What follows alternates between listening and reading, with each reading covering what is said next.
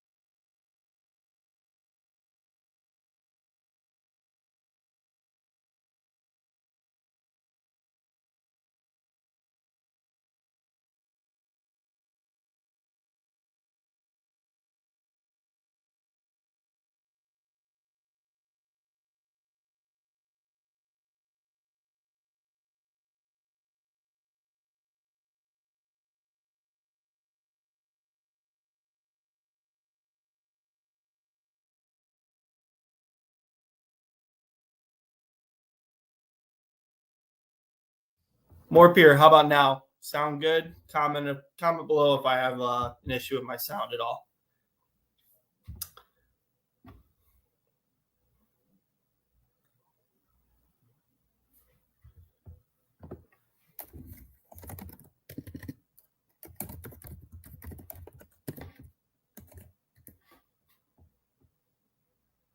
Okay, perfect.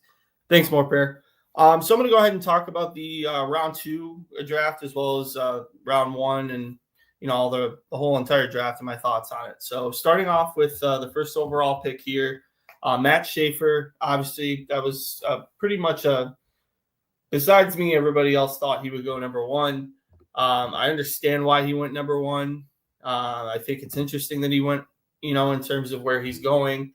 New York's going to use him now. Obviously, that they've gotten rid of Dobson. I would expect that next year he's going to probably play in the OHL. I think he needs another year. I don't think an NCAA program is going to come calling for him because I think he'll go from the OHL. If he has a 100-point season next year in the OHL and looks like, an absolute beast and, and one of the best players of the World Juniors, I think that's the likelihood that you'll see him in 26, 27 make the NHL. I have a feeling as well that, some more players will come out of it here. And, I think there's more potential still with Schaefer. I still am of the belief that Matt Schaefer is more of a 2 instead of a 1. I don't believe that he is as elite as everybody says he is. I think he's a very good player. I think he was the best defenseman in this year's draft. But that being said, I think there's more to give with him. And I think there's a lot more development than a lot of people think he needs. That being said, everybody knew he was going to go 1. Number 2 was Michael Misa. This was a great pick for San Jose. I think him and Celebrini, having those two along with, William Eklund and, their various young prospects they have, I think it's going to be a really solid core for them to develop from. Really like that move for San Jose. Frundell at 3 was a bit shocking for me. I understand it because I think he's probably the most pro-ready guy. Which is why I think he went a little higher than what was expected. I really do like Frundell, but I don't know that I see this high-end elite talent. I think he'll be probably a 2C somewhere down the line, especially in his prime. I think he looks more like an Anton Lundell to me, just a little bit bigger frame. I think that's the kind of player you're going to look at with Anton Friendell. But that's a guy who could play 10, 12, 15 years in the National Hockey League. Then you go into some other guys here. Caleb Denoyer, I thought was a perfect fit for Utah. Brady Martin was the first real big shock. I know a lot of the rumors came out pre-draft that he was going to be selected in the top 5 somewhere. But I don't think anybody really believed them until Nashville went ahead and made the pick. I do like Brady Martin. I don't think he was a top 5 consideration. I think he was probably somebody who should have been in the top 20. Then we got Porter Martone. I couldn't believe Higgins fell to 7. Higgins was my number 1 going into the draft, so that was very surprising. Jake O'Brien went at 8, Merca at 9. You can see the rest of my thoughts below on that, but I really thought in terms of the different guys in the drafts, I thought New York really won the first round. I really like Eklund and Aitchison, and we can get more into that in a little bit if you guys want to ask questions on the side. Some other guys to look at too. The first pick of the second day was Heoxi Wong. I'm personally on Wong. I'm not sold on him. This kid has there's 5-6 years I think before this kid hits the NHL. There's a lot of development time for him. He needs a lot of ramp up time in his game. He was clearly behind the 8 ball in the OHL. Probably should have stayed in the OJ all year just for his own personal development. I think he's being rushed through the system a little bit too quickly just because he is Chinese and 6'6" and a great skater. If they're smart, you play the long game with them, and there's a potentially really sound player. I think the skating is very, very pro ready. There's no question. He's a very pro level skater. The rest of his game though is very below average junior. So that's a major risk they took in San Jose for taking him here. I wouldn't have taken him that high. Alex Zarovsky, I like that pick there. I think he was a guy who was rising very quickly. Somebody who, really rose up the boards throughout the year, virtual unknown to start the year and came in and really looked a lot better throughout the year. And somebody who I think in the MHL next year should have a really good opportunity to be a top 5, top 10 scorer in the MHL with some KHL time as well. Then we go on some other picks I really liked as well. Obviously, Frolov went. Expected him to go behind Andreanov. I thought Andreanov was the best goaltender that was available, and I thought Frolov was the second best. In terms of those two players, I think they were a class of those two goalies. They were a class above the rest, and they were an intriguing group there. But Carolina goes and swaps and gets another Russian goalie that they're so used to having with Kochetkov and some other guys they've selected in the past. Prokhorov here at 42. He had some late injury going into the draft. Some people had them in their first rounds in the public scouting community.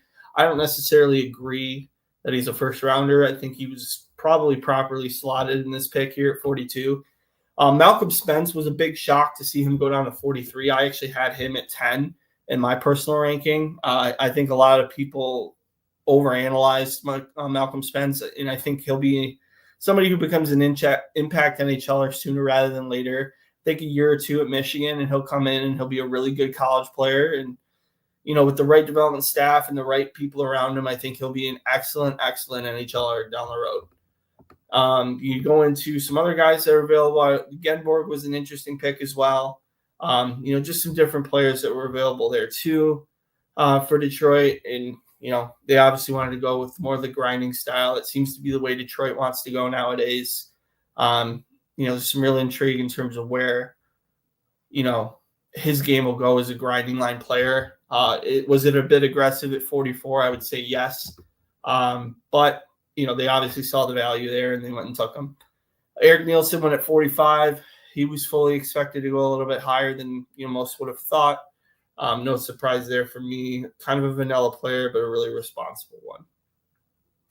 Ivan Ryabkin here at 62. That was another pretty good value pick there by Carolina. And we'll go through the rest here. But, I went through the second round, but I'm going to go ahead now and go through each team's individual draft and give my personal thoughts as I go through here. So we're going to go ahead and start with, we're just going to go in order. We'll go with Anaheim first. And looking at Anaheim's draft, I really like Roger McQueen for Anaheim. I think he's a guy who's going to fit in really well with their current prospects. Very intriguing skill set, 6'6". The only thing you worry about with him is, will the back injuries heal correctly? And when they do, will it impact him the rest of his career? To have a back injury at 16, 17 while you're growing is something that isn't necessarily the most ideal thing in the world. And, that's going to hurt him, I think, down the line. And I don't know whether or not that's going to be a risk you want to incur. But they took the chance on him. And I think it's, in terms of the talent, he was definitely a top 10 talent in this class, no question. The hands are there, the skating's there, the offensive sense is there. It's just a matter of whether he's going to be healthy. Once he's healthy, I think he'll be able to find a little bit more to his game. Eric Nielsen, like I said, a very vanilla player, but somebody who, pro scouts are going to like, right? He's easily developed, easily coachable. A lot of different aspects to his game are very, responsible and very pro. I don't want to say ready because he's not pro ready yet, but I think he has a lot of pro positive habits. I'll just say that. Going into the rest of these here, Neuenschwander at 104, I thought was an intriguing selection, right around where I thought he should have been slotted. Emil Guite at 159. I was a big fan of Emil at the start of the year, and he really kind of disappointed me this year. But if he can get to the level he did when he was 17 and 16, there's a real player there. It's just a matter of taking the risk, and that's a good risk there in the 5th round by Anaheim. And the other pick I really like here is Anthony Alain Samake. I've had 2 viewings of this kid, and he's been incredible in both viewings. Great skater. Doesn't have the most offense in the world, but he's an excellent puck transporter. Somebody who can get you, 20, 25 minutes a night just with good, safe, responsible hockey. Really good stick control. Good at monitoring where passing lanes are going, positioning himself correctly. Not the biggest guy in the world. He's only 6 foot, but he's enough to be a decent size in the National Hockey League. Should be really intriguing to see what they do from here. As far as my thoughts on Anaheim's draft class, I thought Anaheim did a great job. I thought they were excellent in terms of mining the value that was in this draft. And to me, they were probably one of the top 10 teams of drafting in this draft entirely, if arguably even top 5. We'll go ahead now and we'll talk about Boston's draft here. Boston, obviously the big shock was that James Higgins was available at 7. That was very surprising to me that he was even there. To me, he's going to prove a lot of people wrong. I look at him and very similarly to a Patrick Kane, a great offensive ability. His edge work is very underrated, I think. I think his playmaking skill is clearly some of the best in the draft. I thought he had an excellent World Juniors. Again, I think the real big concern over James was why wasn't he putting up more than a point per game in the college level? But you have to remember he was sharing pucks with Ryan Leonard, with Gabe Perreault, and a lot of different pro prospects that all wanted puck time. And, there's only so much to go around. And so I think under a different team and a different environment, he would have put up more points at the college level. And I think it's an excellent value pick. Some other guys here as well. I heard, William Moore here at 51, I thought was a decent pick. Fit right around the value that I was expecting for him. The rest of these picks here, I heard Blenar had a really good first day of development camp for Boston. So, he might be a guy who might be an interesting late on the radar guy that nobody really knew about. But overall with Boston, I thought it was a very average draft for them. Obviously Higgins was the big win. Moore is an intriguing guy. I think, Yemelyanov in the 6th round is somebody who might have some value. Outside of that, a lot of these guys I think are going to be European pros or college guys, in my opinion. We go now to Buffalo. And Buffalo had a draft to forget, in my opinion. I did not like their draft at all. First off, you start with Radim Murka. I thought Radim Murka, obviously, if you've heard me before, you know my thoughts on Radim Murka. I think he's one of the most overrated prospects in this year's class. Big 6'6" guy, and that's great and all, but you can't be a size queen all the time. He struggled a lot at the pro level. His skating is average at best. I don't think he's got a great offensive game. I think there's a lot to learn with Radim. If he can do it and he can be very successful and he's a smart kid, which I'm sure he is, he might develop into something that's a bottom pairing defenseman, but that's about the ceiling I see for him. I don't see this high-end offensive guy that everybody else does. I think you're going to be very, very close to seeing a guy like Logan Stanley or that kind of player for him. Another issue I have is David Bitkowski. Bitkowski is tough, and that's it. Doesn't really have anything else to his game. Not really a translatable prospect, in my opinion. The most intriguing guy I thought they did draft was Matusian Kucharczyk. He gained, I think, like 20 pounds and 2 inches from, the combine measurements. He was one of the biggest risers in terms of his weight and height. And, there might be an intriguing package there. I thought that was the only real decent pick out of this group. The rest of these guys I don't think are going to make the National Hockey League. There's a lot of doubts for me. And I think in Buffalo, they have to really evaluate what they're doing. I think their drafting is terrible in terms of what they did this year. I thought in previous years, they were really very good at mining value at very good opportunities. They did well with Zach Benson. They did well with Hellenius. I like, the picks they made in the past. I think they know how to find young talent, but I think this year they went away from what they knew they could do well, and that was scout for skill. They decided for whatever reason to take a lot of project picks, a lot of, different guys that really don't fit what they are. And I'm struggling to see where their direction is. I think next year you're likely going to see Buffalo picking in the top 3. That's just my personal opinion, which may be a good thing because maybe they'll get Gavin McKenna and their fortunes will change forever. But I think they were by far my worst draft, honestly. I would give them a D if I could. Calgary here. Calgary had an excellent draft, in my opinion. They were also a team that I thought did really well, like Anaheim. I look at Cullen Potter. Cullen Potter was a very intriguing pick. Everybody knows my thoughts on Cole Reshney. If you've watched this channel for anything more than 20 minutes, you know that I've talked about Cole Reshney ad nauseum. I think he's the next Braden Point. I think he's an incredible offensive hockey player, somebody with a very good offensive mind, very skilled in his own right, very intriguing in terms of what his upside is. Everybody talked about Braden Point, not being the greatest skater in the world, but neither is Cole. And look at what Braden Point's been able to do with Barb Underhill as his skating coach, developing him through the summers, and he's quickly become an above-average NHL skater, and not that long of a time. And that's obviously led to the success he has now.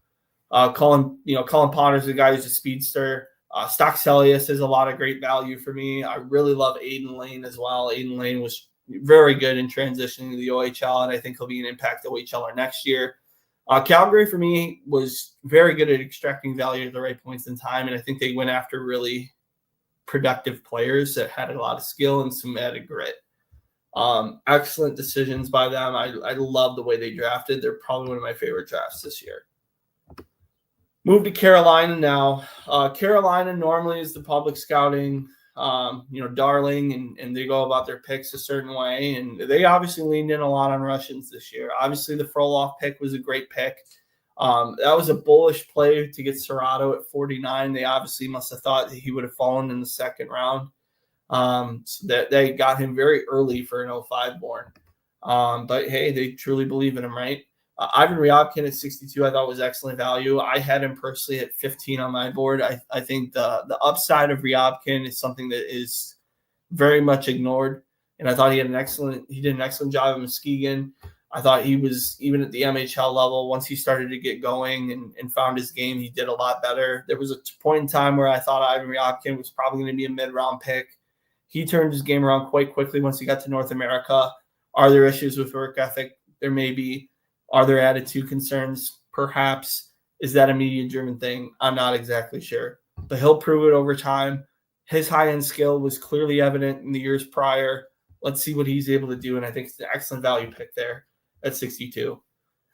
Kerbin Limatov, he's another guy who I thought was an interesting pick as well. I think he's somebody who, I have a lot of time for. I think he's an intriguing prospect. I think he's somebody who isn't going to put up a ton of points for you, but he's very defensively responsible. One of the better, almost more throwback, similar to an Aitchison. Somebody who brings a little more physicality, is willing to rough you up a little bit more. There's a lot of intrigue there. Viggo Nordland, another player I really was bullish on the whole year. I had him, anywhere in terms of the second and third round. I thought he was going to fall there. Actually went all the way down in the sixth round, closer to the end of the sixth round, which was very surprising. And then Philip Ekberg, another guy who had a really good U18 tournament, a very skilled player as well. Carolina, to me, I thought had one of the best drafts out of anybody in the class. I thought, they were easily a top 3 class for me. Really great job in terms of where they evaluated talent and the value extraction in the later rounds. We go to Chicago now. Obviously, their first round, they went and got 3 first picks. You look at a guy like Anton Frundell. I've talked about him already. Vaclav Nestrasil. Obviously, they're going for the project pick there. Big frame at 6'6" with good skating. His brother Andre played for the Detroit Red Wings for a couple years. They clearly see the pedigree there. They clearly see the bloodlines. Is it a worthwhile risk there at 25? I would say he probably should have been a second round or third round guy. Probably even more so second than third. But I don't know. I think he could have been had at, I don't know if they wanted him in the second round and, they thought he wouldn't last to 66, hence the pick. But if you're going to do that, I think you got to trade down. 29 there, you got Mason West. Obviously, there's a lot of intrigue with him because of his athletic ability and the fact that he's 6'6" and just now focusing on hockey. Again, the size element this year was something that was really very well versed and very well understood, which led to a lot of these taller guys and, bigger frames getting drafted a lot earlier than expected. Mason to me wasn't a first rounder, but he was, probably somebody who would have been a late second, in my opinion. I didn't really love his overall pedigree, but I think he's a guy who's worth taking a risk on. 29 is a little bullish, but, if they believe in him that much, I understand why they would go there. After that, didn't really love their draft. After that, I would give them a solid B-. I think their draft was okay. I didn't think it was amazing. I didn't think it was bad. Just thought it was okay. I thought it was an average draft. Colorado, they had 3 picks, but I honestly think they had the worst draft out of anybody. None of these picks really scream NHL player to me. I've caught Nolan Road a couple of times. Probably an average college player at best. DeLeese is a kid who I think isn't going to make the National Hockey League. Might be a fringe AHLer one day. And Linus Funk, don't really know much about him. Had to look him up before the start of this. Wasn't really impressed with the profile there. So overall, Colorado, obviously, it was a throwaway draft for them. Weak class, so it's okay. Columbus now. Columbus, I thought, had a decent draft. I really like Smith and Andrianov for them. I think both guys are going to be guys who are going to make a major impact in Columbus. They really like the Russian goalies in Columbus. They love going off board as well. A lot of people, I think, had Andrianov in the second round. I had him actually at 20. I think I had him at 21, and he went 20. So I was very bullish on Andrianov. I was also bullish on Chinnikov back in the day when he was drafted. I had him as a first rounder as well. So it's funny to see that others value him very similarly. Obviously the character issues are a concern. I think the signing until 2030 is a risk that Columbus is willing to take. But then you get a guy like Jackson Smith, who's going to be a long-term option for them defensively. Somebody who's going to play probably 12 to 15 years in the National Hockey League and be a really impactful player for Columbus. Owen Griffin's a decent player there in the 5th, and then Laurent is a guy who really turned it on at the Tier 2 junior level. Columbus, for me, gets a B. I would probably put them in the 11 to 12 range in terms of where I thought their draft was comparatively. The Dallas Stars, couple of intriguing picks here. I like Cam Schmidt. I thought the value on Cam Schmidt was excellent, getting him at the end of the 3rd round. Cam Schmidt, to me, was I think he was 16th or 17th on my board. Clearly a first-round talent if he was, 5'11", 6 foot. To get him there, I look at him similarly to a Logan Stankoven, who they clearly loved and just traded. I think there's a lot to like there with Cameron Schmidt, and he'll be an excellent player in the future. Mons Goose is a big goaltender. To get him in the 5th round, I thought was a very good value pick there as well. Dallas Scouts have been always very good in their draft. I wouldn't say this is like a 2017 draft or anything for them, but I thought it was a decent draft for them. Probably below average compared to where they've been in the past, but for a normal team, it's an average class. They did a good job, I thought, scouting. The Wings, this is my team. So, the Wings I thought this year were honestly very disappointing. I really like the Carter Bear pick. I think it fits really well within their system and what they've been able to do. Don't really love what I saw out of the rest of the guys here. Genborg, I think, is a good checker. Thought he was picked a little early here at 44, but I like the overall game, and I think he will be an NHLer one day. Michael Pradl, I don't really have a lot of thoughts on him in terms of I thought he was picked too high. I don't know that he's better than a lot of the goalies in this draft, and he might be a guy who falls like a Jan Bednar. He might be in that class for him. The rest of these guys here, Sverchek gets some hype from people. I think Solomon and Robertson Palmer have gotten some hype in the prep circles. I don't really believe in their games. I don't really think they're great players. I thought this was a C draft for Detroit, and I honestly would, as a Wings fan, I have my thoughts. I'm not going to share them on here, but, there's more to give there in Detroit. And I thought for really, having this class and having, the weakness in this class, they went for trying to be the smartest guys in the room yet again and failed. Going to Edmonton now. Edmonton only had a few picks, but I really liked the 3 of the 5 picks here. I thought they were the best team that drafted under 7 picks, in my opinion. Tommy Lafreniere there, getting him in the 3rd round, I thought was a great move. He had a late 2nd round grade for me. But Lafreniere is a guy who I think is going to really pop off at the WHL level next year. Somebody who I think is going to be a very impact player for Kamloops. Probably an 80, 90-point player at the junior level. And then at that point, I think you look at him going to the pro ranks and, there's a good development curve for him, especially with how unknown he was to start the year and the way he finished the year. I thought he was one of the more improved prospects throughout the draft class. Lewandowski at 117. I thought he had a great World Juniors. I thought he was a workhorse, great mentality to him. He's a guy who at the very least is going to be a checking line forward someday in the National Hockey League. Should he continue his development path correctly and get into the right spots and work with the right coaching staffs and not try to be too offensive, I think he'll be a really good, almost like a Todd Marchant type player. I think, he was a guy who really did well on the PK, used his speed effectively to get, chip in 10, 15 goals a year. That's the kind of the upside I see for Lewandowski. And then Aiden Park there. I love the story behind Aiden Park. Overager, shows up to the draft because he's not too far in Hermosa Beach, California. Gets picked to the 2nd last pick in the draft. Goes up on stage with a hoodie and shorts on. Family's going nuts. He gets selected by the Edmonton Oilers, makes his NHL dream come true. All that's great. I think this kid's a player. I can't believe he went in the 7th round. I thought for sure he was going to be a 3rd or 4th round guy. He's a big fan of this kid. I think he works incredibly hard. I think he should have been drafted last year even. This is his 2nd year being eligible, and the fact he almost passed twice is pretty unbelievable to me. Unless there's some character issues that are not known about him, I thought he was excellent. In terms of all the viewings I've watched him, I thought he was easily, somebody who could have been in the 90 to 120 range. Great value extraction, and to me, I thought was one of the steals of the draft.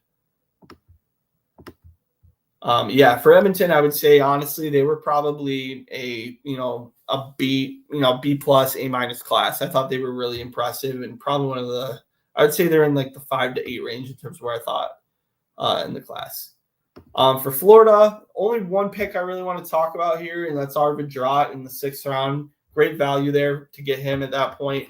Shamar Moses and Clivo are guys that might have some intrigue. I'm not really as high on them as some other people are, but they're not bad players by any means. For Florida, I think there was, it was a mixed draft. I think they did an okay job. I thought they just did what they did, went and looked for the players they thought they could go after, and they took risks. And there's nothing wrong with that when you're in a winning cup position the way they are every year. Go to LA now. Henry Buštevich, I thought was intriguing. Epperson in the 3rd round was it was right around the value I expected. Same with Lombardi going in the 4th. Rempinen and Chauvin were the 2 big value picks I thought for LA. Did an excellent job managing their game, their draft and finding the right time to strike on guys that had some high upside. They're a B class for me. I think they were, probably at the end of the top 10, 13 in terms of where I would have them valued comparatively in the class. But I thought really safe but responsible drafting by the LA Kings. We go now to the Minnesota Wild, one of the more disappointing drafts in my opinion. Adam Banach was a guy who I thought got decent value in the 4th round there with him. The rest of the players here, I don't really think there's a major upside with a lot of them. I think there's a lot of shots in the dark here on some guys. And, I don't know that I necessarily see the same upside that others do with that Minnesota class. That being, I think Minnesota probably had one of the worst classes this year, and I would call them a loser. Now we look at the Montreal Canadiens, and, I like Zorovsky. I really like LJ Mooney in the 4th there too. Carlos Handel in the 6th was quite the surprise. But, overall, this is above average class in my opinion. I thought they did a good job finding, those 3 players in the spots they did. I thought they were all guys who were right in range with where I thought the value for them should have been. And they took some chances on some other guys, but they had a lot of picks. And I thought they made sure they could get some guys that they really liked. And, they went for some that they, thought probably were a little higher than consensus. But when you make good, solid picks, you can do that. I would call them a B class. We go to Nashville now. Nashville had a decent class. I like Martin. I just didn't like him in the position he's in. Cam Reed was a great value pick there at 21. Really like Riker Lee there, too, at 26. Ivan Kovic was a little bit high for me, but I like the player. For me, Nashville was probably a B class as well, a little bit better than what we just saw. But, I think they were definitely in about, they were in the top half of classes this year, in my opinion. Now we move to the New Jersey Devils. New Jersey had an intriguing draft. I think they really had some good decision-making in their process. Ben Cavan at 63, was a good value there. Fonderk was a little bit higher than I think a lot of people expected. Trenton Bennett, they went after size for that. Very aggressive move there. I thought that was way too high for Trenton Bennett. I don't think he should have been drafted, in my opinion. And some of these other guys aren't really very impact players. So I would call this a middle road class. Nothing that's too amazing, but nothing that's bad either. I look at them similarly to Detroit. The Islanders, I thought the first round, they were phenomenal. They were the clear winners in the first round. No questions asked for me. The rest of the draft, I thought, was very meh. There was not much here. Prokhorov is okay. Romano's decent. Politan's meh. Burkhood's meh. Like, there isn't a lot of really tremendous prospect potential after their first round this year for me. I just don't know that I see many of these guys hitting, honestly. So they're kind of a bottom half class after the first round for me. The first round, clearly the best out of all the teams. For the Rangers really, same thing, pretty much an average class. I really like Michael Erickson there at 111. Malcolm Spence at 43 was one of the best value picks in the draft. The rest of it was very mediocre to me, but, we'll see how that goes in the future. But, for me, a pretty decently average class. The Ottawa Senators, not very good. I thought the Senators draft was one of the worst drafts. I look at Bruno Idzon is a guy who that was a worthwhile risk to take. I think he's an intriguing player. I think with the right development systems and developing in a North American style, I think fits his game really well. And I think, he's never really had advanced coaching before. So I would say that this is going to be a guy you can want to invest a lot of assets into because I think there's a lot of untapped hidden upside there. And he's got a high rate for me to be very successful. I don't like the Logan Hensler pick. I don't like the Blake Vanek pick. I don't really like any of these other picks. I thought Ottawa was one of the worst drafts in my opinion. I don't think there's going to be very many, if anybody, that makes the NHL out of this roster. If anybody, it would be Idzon. Philadelphia, they clearly went for size with this draft. I thought their draft was okay. Wasn't the most amazing class in the world. I like Porter Martone there. I thought that was, a good pick there. Nesbitt, they reached for at 12. Nesbitt should have been in the 20s, if not 25, 28, somewhere in that range. Jack Murtaugh at 40 was a decent pick. He's probably the best pick out of this whole group, in my opinion, in terms of value. Max Westgard was decently okay. The rest of them, give or take on those, give it a B class there. The Pittsburgh Penguins. I don't know what Kyle Dubas is doing. I just don't. I think Kyle Dubas is doing a lot of weird things in terms of where he's drafting guys. Ben Kendall was way too high of a selection. Zonin was a little bit higher than I was expecting to, but that one at least felt like it was within range. Then you go back out and get Will Horkoff. I think Will Horkoff was picked too high as well. All these guys that are selected in this, Charlie Trethewey was a good pick there, I think, in the third round. That was probably the best pick out of the group here. But you have 13 picks? There's 7. Yeah, 13 picks here. And I thought they did a terrible job. I really do. I think Pittsburgh, this was a very important draft for them to go and really use their assets to get guys. And I thought they did a very poor job in finding really quality prospects. They went for a lot of reaches. They went for a lot of different – I think it was the hipster picks that really happened with Pittsburgh. I don't think there was – it's, again, trying to be the smartest person in the room isn't always successful, and I thought Pittsburgh was a bottom half class, no questions asked, if arguably one of the 5 worst drafts they had this year. You look at San Jose. San Jose had a roller coaster draft for me. McKinney and Mutrin are really good players. Misa obviously was a home run. Ravensburg and Wong, terrible risks, in my opinion. The rest of these guys very mediocre. Thought it was a very up and down class for me. I would give it probably a C. They could have done more, and I didn't really love what they did. Look at Seattle now. Seattle, another team that just was very mediocre, in my opinion. Jake O'Brien's the only real good pick out of these guys. Don't really love, where the rest of these guys are selected. Fiddler at 36, I guess, could be argued for being at least good value. The rest of these guys are never going to make the NHL. I thought it was a very mediocre draft for Seattle. St. Louis Blues. They only had 3 picks. Really like Carbonneau. I thought Carbonneau fits really well and fits as a blue. Harem Stamm was a goalie that I was really high on early to start the year, and I thought he was very poor at the J20 level. Now it's U20. But I think there's some more there. I think he needs to play more junior games and get more dominant at the junior level. I don't think pro time should really be in his future right now. He's just got to find his game and where he was before this all happened. I would consider this to be, probably a C class. I look at Tampa Bay here. Tampa Bay had, some okay value. Reitman, I think, was slotted probably appropriately, for being a double overager. I was happy to see that they selected him. I think there's some untapped potential there.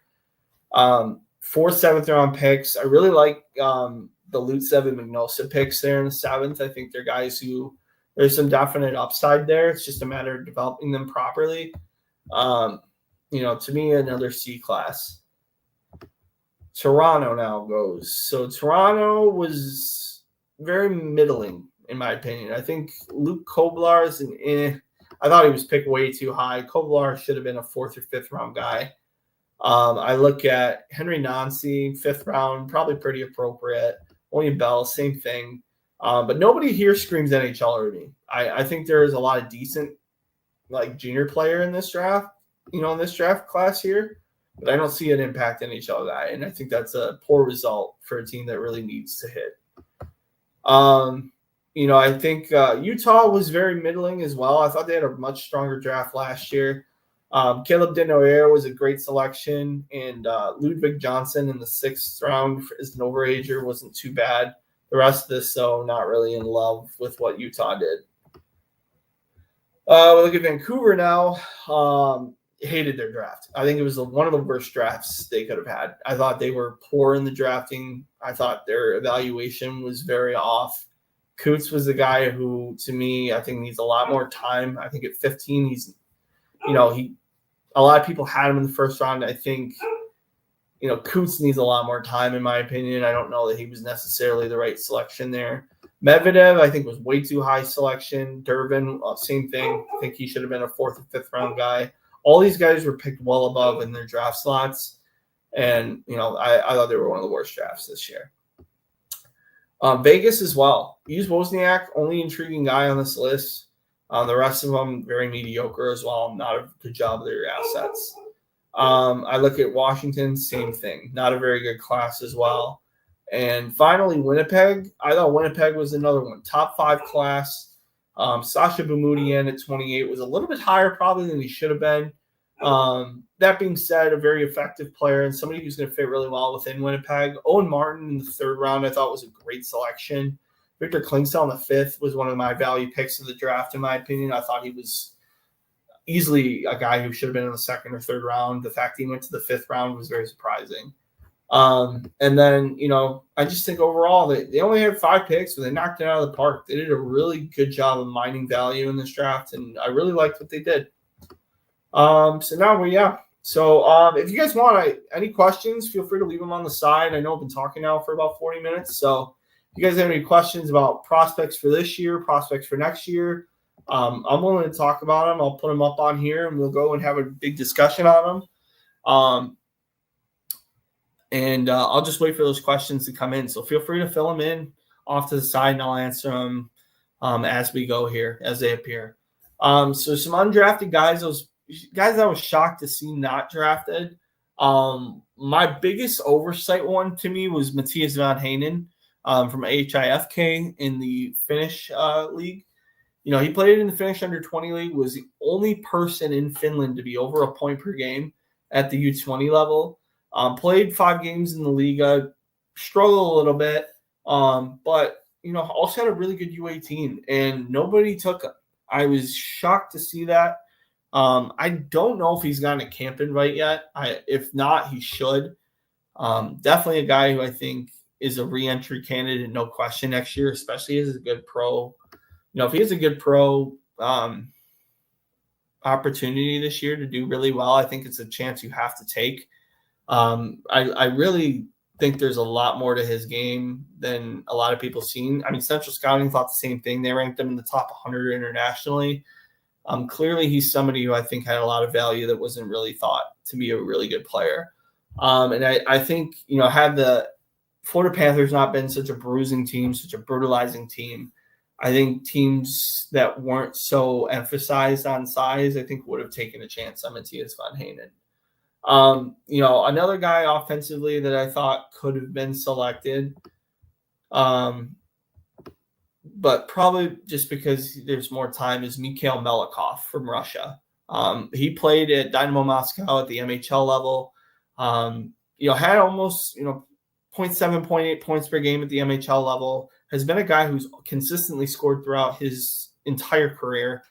I think next year is a big year for him. He's a definite re-entry candidate in my eyes too. First year he was really eligible. I think he's a guy, should he really do well in the MHL next year, I think he will see himself in, probably in the top 64. I think there's a real likelihood, because his game's tremendous. I think he's a good skater. He's super smart with the puck. Just a very, very intriguing player that I was pretty shocked to not see selected. One more forward I'm going to mention is Bruno Osmanis. I think he played for Björklöven this year in the Allsvenskan. Bruno Osmanis was a guy who I was very shocked not to see him selected. He really struggled at the pro level this year, so maybe people thought there was a readiness issue there. But he'll probably play in the Allsvenskan next year. He'll play again for Björklöven. Maybe he's a CHL import guy. I'm not sure. He might be somebody to really look at in the coming days when I do my live stream, and I'll talk more about the CHL import draft in a couple days. So he'll be a guy probably ranked in my top 61. I'm going to do that because there's 61 picks in the first round, and they're doing 3 rounds this year for the first time in the CHL import draft. I would expect him to be a guy that comes over next year, probably gets a little bit more North American eyeballs, and then at that point in time might be drafted. One more defenseman I want to mention is Matthew Grimes. I thought he was a guy who should have been drafted, pretty early. To me, really good stay-at-home defenseman. very physical as well, but a really good skater. He just has a lot of really good pro attributes. Not really sure why he wasn't drafted this year. Don't know if there's a character concern or what issues there are with him. But, that being said, somebody who I thought maybe deserved to have a lot more opportunity to be drafted. He's in Vancouver's camp this week. Vancouver, very savvy invite there for their development camp. And, he might be a guy who sees himself signed out of a development camp because there's a lot of really good attributes he already possesses and plays a very mature game. All right. So, I talked about the best undrafted guys, talked about the winners and losers, and I talked about the rounds 2 through 7 and gave a little bit of a recap of round 1. If you guys have any questions, I'm going to leave it for a couple minutes. I'm going to talk a little bit more about the channel and what I have going on. If there's anything you guys want to talk about, feel free to, leave it in the chat on the side. But here's what's going on in the next couple weeks. So I had this stream today. I'm probably going to do a video on a 2026 top 32, just doing a quick ranking of where I think some of these guys slot in for next year's draft.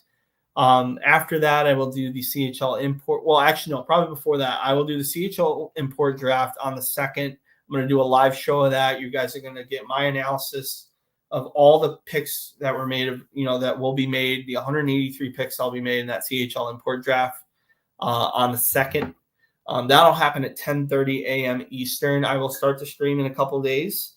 And so if you're intrigued and interested in international prospects that you maybe don't know a lot about, and you're interested in what they're going to do coming into North America, do yourself a favor and please watch that stream. I would really appreciate it. And, share it around to people that would be interested in that as well. After that, I will do my 2026, probably my top 32 I will do. I feel early thoughts on that class. Let me just take a sip real quick.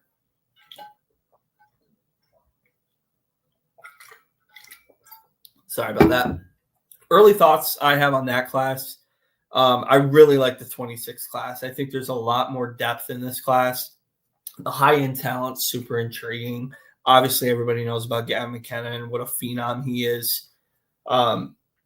Viggo Bjork's another guy who's been talked about ad nauseum. But outside of that, there's some really intriguing prospects as well that are not the level of a McKenna, maybe not the level of a Bjork, but are extremely interesting in their own right. I'll talk more about that coming up. And I've already talked a little bit about it in the best draft prospects video I did about a year ago. I'll give an update on everything in terms of that too. And then after that, I'll do a lot more international hockey focus. And I'm actually going to do a couple more series on NHL facts that you didn't know. So I'm going to do a little bit more in terms of that. Different things we'll talk about in terms of, things that you wouldn't normally know that I've heard in various podcasts, things I've learned on my own through talking to different people, just talking about the things in hockey that not a lot of people really know about, and it's not common knowledge. So to be able to share those, I'll do some quick videos on those. Those will be kind of shorter videos, 2-4-minute videos, things like that. Just explaining, little facts and thoughts, just fun videos like that, just to keep the summer a little bit lighter and keep you in that hockey mindset going into the fall. Again, I really appreciate those that have tuned in as much as they have. I'm starting to get a little bit more of a regular audience that are coming on here. So for those that do come on here every time, whether you're silent or whether you're commenting, really appreciate you guys. If you are too ashamed to do the live chat, while I'm talking and have your questions answered, please do yourself a favor. Please don't be scared to do that. I will talk about anything. No question's too stupid. Nothing is too dumb. I'm really about educating people about hockey as well. As advanced as I may sound, I do love to talk about hockey even at the base level too. So don't feel like you should never comment on these videos. I will respond to each and every comment. And do so with a happy face, knowing that somebody really cares about what the hell I'm talking about. With that being said, if you guys have any video comments or anything you want, even after the video. Please do yourself a favor. Please comment on the videos. I love talking even after the video as well, just about what I talked about during the video. And I'm very intrigued to talk more with you guys about these prospects, talk more about international hockey, talk about anything you guys want to talk about, and give me video suggestions. I'd love to talk more about some other videos and get your guys' feedback on what I should be posting too, because I would really appreciate that as well. If there's no questions or anything like that, I'm going to go ahead and log off now and leave you guys adieu. Outside of that, again, leave your comments, share around. Let's get this thing bigger. Let's get a lot more people engaged on this stuff. And let's get it going, man. I'd love to get to 400, 500 subscribers. I wanted it by the draft. Couldn't really get it then. Let's get it by the end of the year. I would love to get 400 to 500 subscribers by the end of the year. If you guys can get me there, probably closer to 500. I'd love to get to 500 by the end of the year. If you guys can do that, I'll do a big surprise. I'll make sure there's a good video out there. We'll make sure things are going. With that being said, appreciate you guys, whether you're watching on recording or live. Either way, very blessed to have you on here. Very happy to talk hockey with you. Wishing you all the best. Have a good day.